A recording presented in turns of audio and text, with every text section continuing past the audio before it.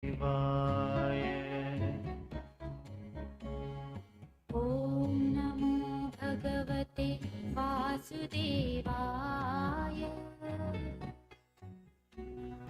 ॐ नमो भगवते वासुदेवाय।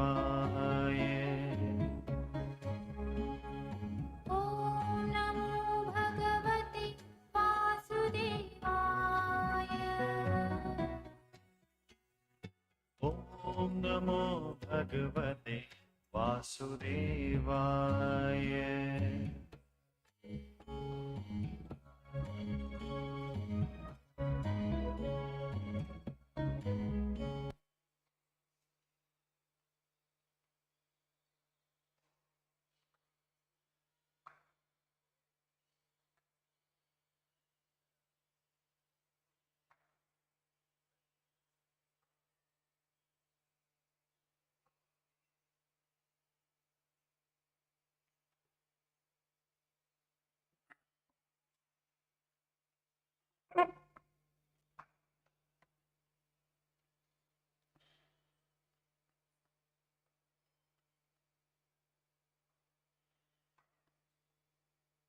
सर्वे भवन्तु सुखिनः,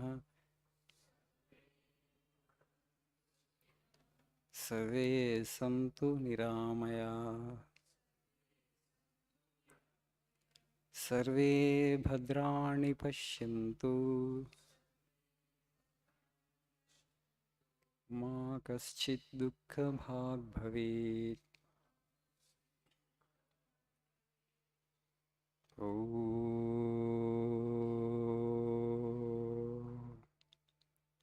असतो मा सद्गमय, तमसो मा ज्योतिर्गमय, मृत्योर्मामृतङ्गमय।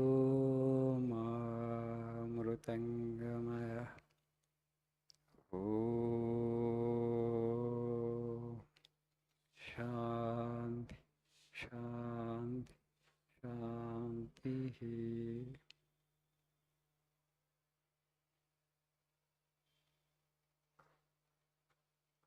Good evening.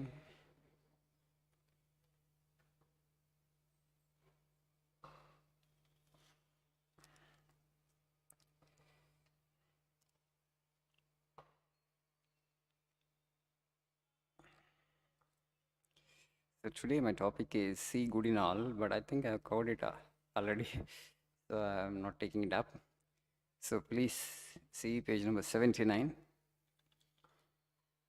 I don't know whether I have covered this quote or not, but it doesn't matter. The last quote in the page, only the first line I will take up for today.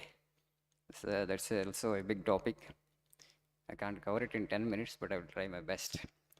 Competition rouses envy and it kills the kindliness of the heart. Only one statement. Competition rouses envy and it kills the kindliness of the heart.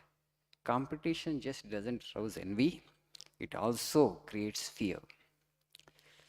So, and it kills the kindliness of the heart. Today morning, actually, she's a teacher here. She was telling her granddaughter falls sick frequently. She is studying in a upmarket school here in Hyderabad. She falls sick frequently. The reason is pressure at school. The child doesn't want to go to school. School is creating fear of the child. Because always there are so many, homework, this much of that homework, this homework. You have to do this and that. Better school means, creating more pressure. That joy of learning you don't get in any of these schools nowadays. And parents want only such schools where the child is pressurized, right? Where the child is given too much of homework, where the child is asked to do, task after task. Whether the child is interested or not in doing those tasks, neither parents bother nor the teachers. The teachers only are bent upon putting pressure on the child And parents actually justify that and ask the teachers to put pressure on the child. The child is getting crushed. What is happening? Because of the fear, because the child fears school now. Okay, always, every child, every parent is saying that my child should come class first. It is practically not possible for every child to come class first. It's an unethical thing actually if you ask every child to come class first. Only one student will come class first. But everybody is aspiring for that. Is it not ridiculous? Meaningless? Absolutely meaningless, right? Each child has his or her own aptitude. The school ecosystem is so rigid and it's so narrow that only academics, whatever that is there in the books, who can by heart better, who can write better in exams, whatever the information that is there, who can present it better on paper during the exam, and that he or she is a bright child. This is the yardstick that we use. Children are getting crushed. The education system itself is, making them like that. Their self-confidence definitely will go away with a conventional kind of education system because the child develops fear. And that is actually affecting the immune system of the child. ఎప్పుడైతే భయం వచ్చేసిందో నీకు రోగనిరోధక శక్తి పడిపోతుంది. రోగనిరోధక శక్తి పడిపోవటం వలన ఈ జ్వరాలు జలుబులు ఫ్రీక్వెంట్గా వస్తున్నాయి. అవి వచ్చినప్పుడల్లా డాక్టర్ దగ్గర తీసుకెళ్ళటం, మళ్ళీ మెడిసిన్స్, యాంటీబయాటిక్స్ ఇప్పించడం. From such N early age, maybe 8-year-old kid or 9-year-old kid, from that age onwards, you introduce the child to antibiotics, and that antibiotics, they further destroy your natural immune system. So it's a sure recipe for disaster, this kind of, education. Parents, they don't know what is parenting, right? Parents, they don't know. A child is feeling pressure at school. Drop, actually, you don't have to send the child to that school. You put it in an ordinary school where they don't put so much of pressure on the child. Oh, my child, it doesn't matter even if you don't get class first. You read if you like, you don't want to read, to do something, whatever you like to do. You give that freedom. I am of the opinion that if you don't send the child to the school, he or she will become a genius, for sure. But the parents, they don't have that much of confidence. కొంచెం little mentoring and little giving the ideal. Early childhood onwards, this is the ideal. You just show it before the child and just leave the child like that. Don't send to any school. I am of the opinion that the child will blossom into a genius. Because of parental ignorance, parents ఏమనుకుంటున్నారంటే ప్రపంచంలో చాలా competition ఉంది, నువ్వు బ్రతకాలంటే నువ్వు బాగా మార్కులు తెచ్చుకోవాలి, అకాడమిక్లో బ్రిలియంట్గా ఉండాలి, లేకపోతే నీకు సర్వైవల్ లేదు. That's what the message that you are sending across. Because of that, automatically fear builds up from a childhood, early childhood onwards. And naturally the child believes, because constantly you put that idea into the brain of the child. ఏమవుతుంది, ఇంకా అట్లా భయం వచ్చేస్తుంది, ఆత్మవిశ్వాసం పోతుంది. ఇంకా తర్వాత ఎట్లా ఉంటుందంటే మన కన్వెన్షనల్ ఎడ్యుకేషన్ సిస్టమ్లో the individual cannot think for himself are herself. He just has to run in fear. How much of damage is happening to the society because of this, wrong way of understanding life itself. Earlier days, how it used to be in the villages, when life was not organized like this, no cities and towns, in villages, how it used to be. Carpenter's son would become carpenter, right? Mason's son would become mason. Carpenter's son, how he would pick up carpentry? No schools were there. Because the child would observe father's profession from very early in life, so he would just pick up the profession effortlessly. Effortlessly he will pick up. No competition, absolutely. Though no tension and no stress. Because no stress and no tension, no sickness. People lived up to 90, 100 happily and joyfully. So now actually the life has become so complicated. Because there is so much of competition we bring into. And also today morning also I was telling the same thing. Latest this engineering college admissions, everybody opted only for artificial intelligence and machine learning. Even in engineering itself, not many actually today are seeking civil engineering or mechanical or electrical. I mean, just see, today actually there is this lot of demand for artificial intelligence. Tomorrow, after 4 years down the line, if recession comes, all software companies, if they don't do well, that means then how you will survive? Society needs all kinds of branches, all kinds of technicians, engineers are required.